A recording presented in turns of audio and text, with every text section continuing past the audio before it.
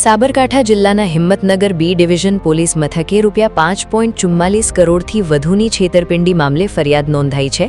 જિલ્લા ગ્રામ વિકાસ એજન્સીના અધિકારી દ્વારા ઉમા એન્ટરપ્રાઇઝ તથા સંચાલકો આશીષ પટેલ અને મિકુલ પટેલ સામે ફરિયાદ કરાઈ છે।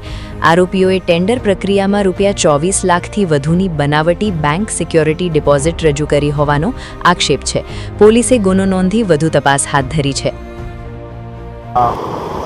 જિલ્લા ગ્રામ વિકાસ એજન્સી સાબરકાંઠા તથા તાબાની કચેરી માટે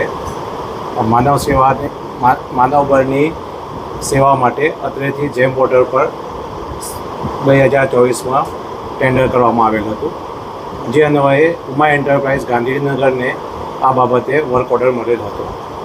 2 વર્ષના ટેન્ડરમાં 2 વર્ષનું ટેન્ડર પૂર્ણ થતાં અત્રેથી 1 વર્ષ માટે એને વર્ક ઓર્ડર એક્સટેન્ડ કરવામાં આવેલ હતો, જે અન્વયે અત્રેથી નિયમોનુસારની સિક્યોરિટી ડિપોઝિટ જમા કરાવવા ઉમા એન્ટરપ્રાઇઝને જણાવેલ હતું। ઉમા એન્ટરપ્રાઇઝ ગાંધીનગર દ્વારા યસ બેંકની અત્રે સિક્યોરિટી ડિપોઝિટ જમા કરવામાં આવી હતી, જેની ખરાઈ કરવા માટે અત્રેની કચેરીથી યસ બેંક ગાંધીનગરને પત્ર લખેલ હતો। ગાંધીનગરથી યસ બેંકનો જે રિટર્ન જવાબ આવેલો હતો તેમાં સ્પષ્ટ લખેલું હતું કે આ સિક્યોરિટી ડિપોઝિટ યસ બેંક ગાંધીનગરથી ઇસ્યુ થયેલ નથી તથા જે સિક્યોરિટીમાં નંબર છે એ પણ ઇનવેલિડ છે। જેવી આવી માહિતી મળતા તરત જ નિયામક સાહેબ અને માનનીય ચેરમેન સાહેબશ્રીને આ ફાઇલ ચલાવતો માનનીય ચેરમેન સાહેબશ્રીએ સદર જે એજન્સી ઉમા એજન્સી હતી એને બ્લેકલિસ્ટ કરી તથા તેની સામે કાયદેસરના ફરિયાદ કરવા માટે જણાવેલ હતા।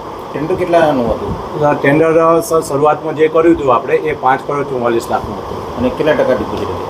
સોરી, કેટલા ટકા ડિપોઝિટ આપવાની હતી? એમાં 5% લેખે ડિપોઝિટ 27,23,636 રૂપિયા હતી।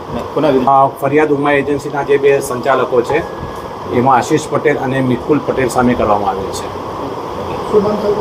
મહેશ કુમાર એસ પટેલ, અહીં હિસાબી અધિકારી તરીકે ફરજ બજાવું છું।